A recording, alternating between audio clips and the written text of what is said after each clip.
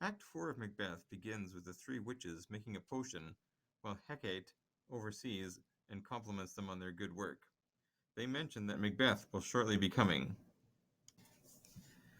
At this point, Macbeth enters the scene and demands to know how he will retain his crown.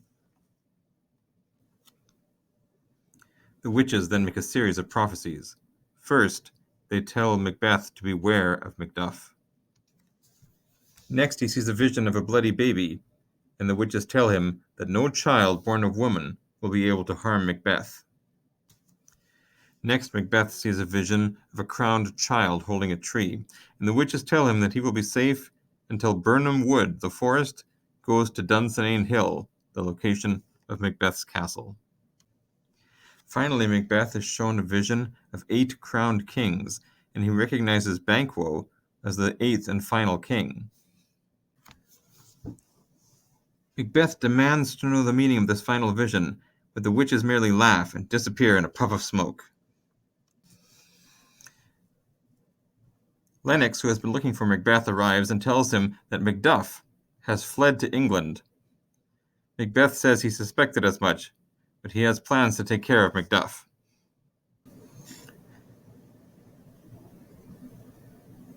The next scene takes place in Macduff's castle, where we see Ross speaking with Lady Macduff. She is asking why her husband has fled to England.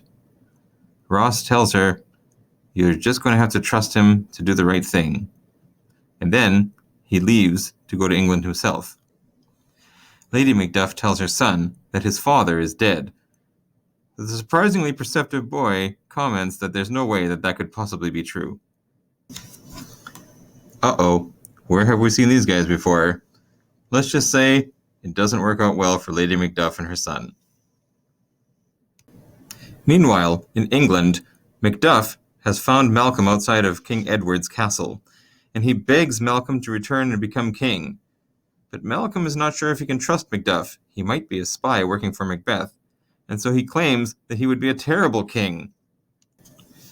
Macduff tries to argue with Malcolm, saying that he would make an excellent king, but Malcolm disagrees, pointing out all of his flaws. Macduff says, "No, we really need you." And Malcolm says, "No, it would never work out." Finally, Macduff gives up and says that if Malcolm will not return to Scotland, Scotland will fall. Malcolm at this point says that he has just been testing Macduff's loyalty and that he plans to return to Scotland at the head of an army loaned to him by King Edward of England. At this point, Ross arrives on the scene and informs Macduff that his wife and child have been killed by Macbeth. Macduff is overcome with grief and vows to get revenge on Macbeth.